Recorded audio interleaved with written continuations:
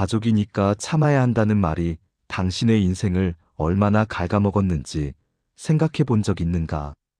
당신은 가족과 함께 있으면 이유 없이 지친다. 통화를 끝내고 나면 기운이 빠진다. 명절이 끝나면 한 달은 회복해야 한다. 하지만 당신은 이것을 당연하게 받아들인다. 원래 가족이란 게 그런 거지. 부모니까 어쩔 수 없지. 형제니까 도와줘야지 하면서. 그런데 정말 그런가? 가족이면 당신의 에너지를 무제한으로 가져가도 되는가? 가족이라는 이유로 당신은 경계를 세우지 못한다. 거절하면 죄책감이 몰려온다. 내가 너무한 건가? 가족한테 이럴 수 있나? 나만 편하게 살려고 하는 건가? 이런 생각들이 당신을 붙잡는다. 그래서 당신은 계속 에너지를 쏟는다. 계속 감정을 소모한다. 계속 자신을 희생한다.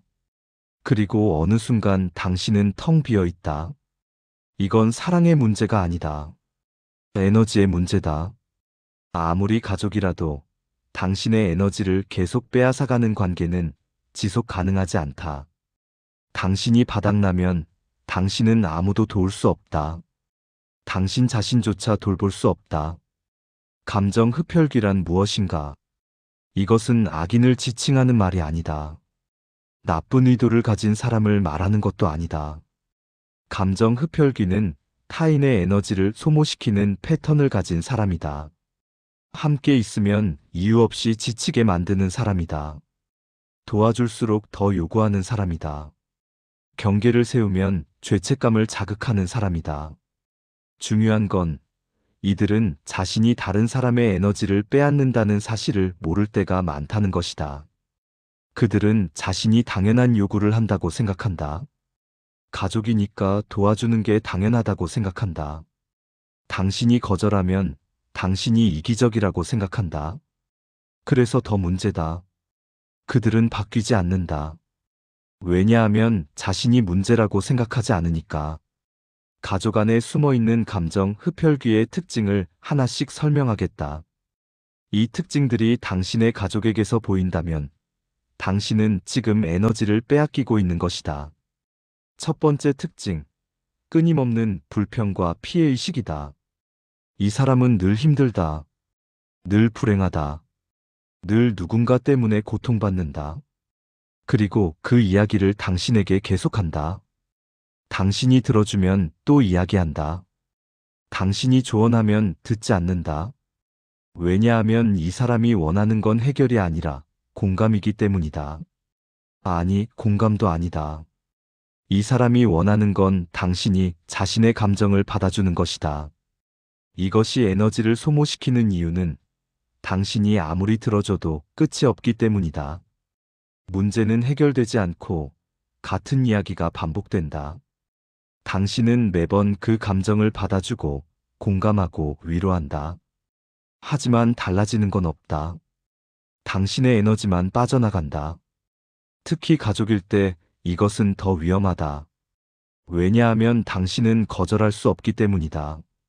가족인데 이 정도는 들어줘야지 하면서 계속 받아준다. 두 번째 특징, 문제 해결보다 공감 요구만 반복하는 패턴이다. 이 사람은 문제를 해결하고 싶어 하지 않는다. 해결책을 제시하면 변명부터 한다. 그건 안 돼. 그건 해봤어. 상황이 그렇게 간단하지 않아. 이 사람이 진짜 원하는 건 당신이 계속 자신의 편이 되어주는 것이다. 당신이 계속 자신을 이해해주는 것이다. 이것이 위험한 이유는 당신이 해결사가 되는 게 아니라 감정 쓰레기통이 되기 때문이다. 이 사람은 자신의 부정적인 감정을 당신에게 계속 쏟아낸다. 그리고 당신은 그것을 받아준다. 가족이니까. 하지만 당신도 사람이다. 당신도 감정이 있다. 당신이 계속 받아주면 당신 안에 쌓인다. 그리고 어느 순간 당신이 무너진다. 세 번째 특징, 당신의 시간과 노력을 당연하게 여기는 태도다. 이 사람은 당신에게 부탁한다. 자주. 그리고 당신이 해주면 고마워하지 않는다. 왜냐하면 가족이니까 당연하다고 생각하기 때문이다. 네가 나한테 이 정도는 해줘야지. 네가 여유 있잖아. 가족인데. 뭐 어때 같은 말을 자연스럽게 한다. 이것이 에너지를 소모시키는 이유는 당신의 희생이 인정받지 못하기 때문이다. 당신이 시간을 내고 노력을 들이고 돈을 쓰고 감정을 소모해도 그것은 당연한 일이 된다. 감사는 없다. 대신 더 많은 요구가 온다. 왜냐하면 이 사람은 당신이 계속 해줄 거라고 확신하기 때문이다. 가족이니까. 네 번째 특징. 당신의 경계를 이기적이라고 몰아붙이는 방식이다.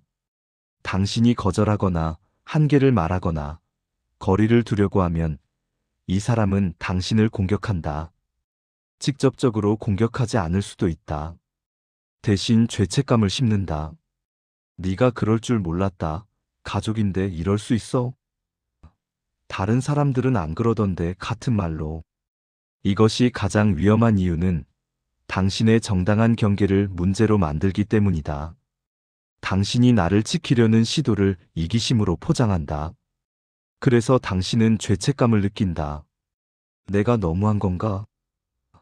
가족인데 이 정도는 해줘야 하는 거 아닌가? 이렇게 생각하면서 다시 경계를 무너뜨린다. 그리고 다시 소모된다. 다섯 번째 특징. 당신의 성공이나 회복을 불편해하는 태도다. 이것은 미묘하게 나타난다. 직접적으로 시샘하지 않는다. 대신 은근하게 깎아내린다. 잘 됐네. 근데 너무 무리하는 거 아니야? 좋긴 한데. 그게 얼마나 갈까? 너만 잘 되면 뭐해 같은 말로. 또는 당신이 회복하려고 하면 불편해한다.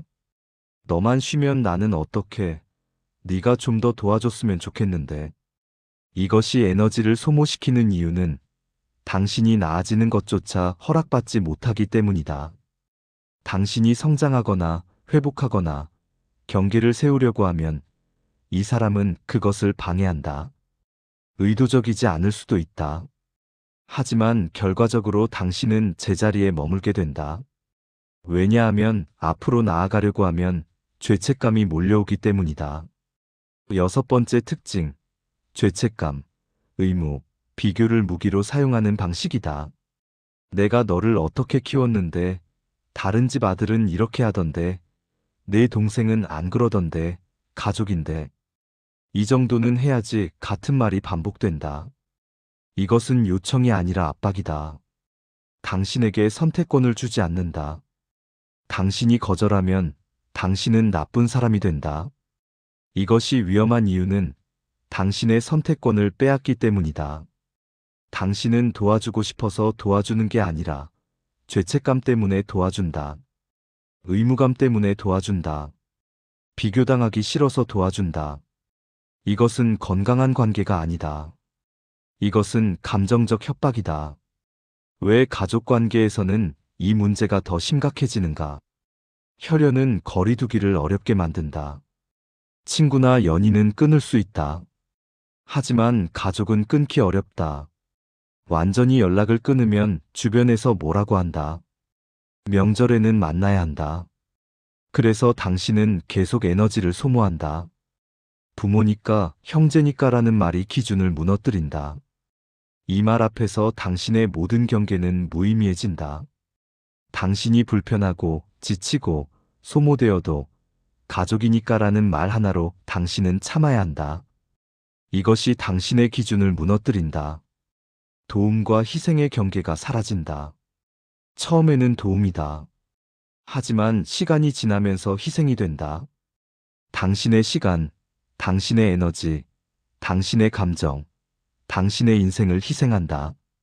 하지만 가족 관계에서는 이것이 구분되지 않는다. 모두 사랑이라는 이름으로 포장된다. 결국 한 사람이 계속 소모된다. 대부분 당신이다. 왜냐하면 당신이 더 여유 있거나, 더 책임감이 있거나, 더 참을성이 있거나, 더 죄책감을 느끼기 때문이다. 그래서 당신이 계속 에너지를 준다. 그리고 어느 순간 당신은 텅 비어 있다. 이제 당신 스스로에게 이 질문들을 던져보라. 이 관계는 나를 회복시키는가, 소모시키는가?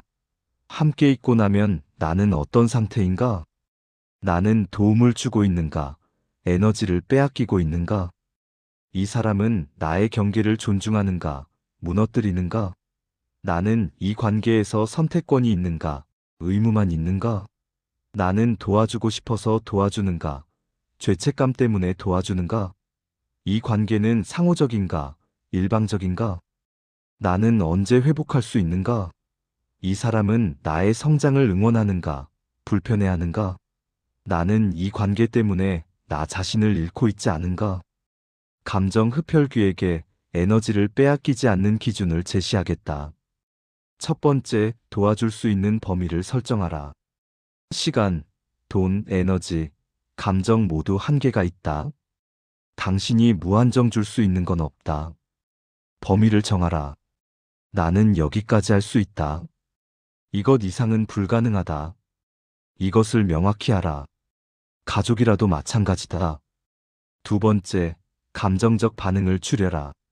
상대방이 죄책감을 자극하거나 압박하거나 비교할 때 당신이 감정적으로 반응하면 당신은 진다. 담담하게 유지하라. 그렇게 생각할 수 있겠네요. 이해합니다. 하지만 제 결정은 바뀌지 않습니다. 같은 식으로. 세 번째, 설명하지 마라. 왜 안 되는지, 왜 할 수 없는지 길게 설명하면 상대방은 그것을 반박할 기회를 얻는다. 안 됩니다로 충분하다. 가족이라도 당신은 모든 결정을 정당화할 필요가 없다. 네 번째, 거절을 연습하라. 처음에는 어렵다. 죄책감이 몰려온다. 하지만 연습할수록 쉬워진다. 작은 것부터 거절해보라. 이번엔 힘들 것 같아. 다음에는 어려울 것 같아. 같은 말로 시작하라. 다섯 번째, 완전한 단절이 아닌 거리 조절의 개념을 가져라.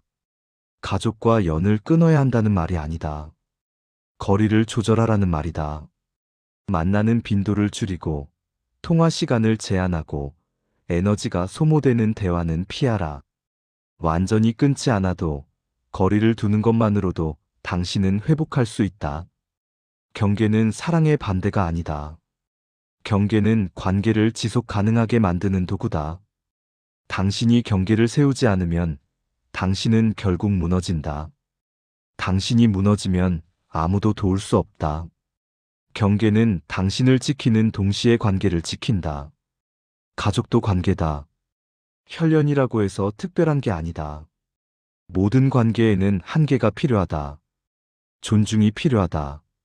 상호성이 필요하다. 가족이라고 예외는 없다. 나를 지키는 선택은 이기심이 아니다. 당신이 당신을 지키는 건 당연한 권리다. 가족이라도 당신의 에너지를 무제한으로 가져갈 권리는 없다. 당신이 거절하는 건 불효가 아니다. 자기보호다.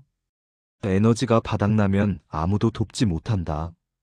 당신이 텅 비면 당신은 가족도 도울 수 없다. 당신 자신도 돌볼 수 없다. 당신의 인생도 살 수 없다. 당신이 먼저 회복해야, 당신이 먼저 건강해야 다른 사람도 도울 수 있다. 가족이라도 예외는 없다.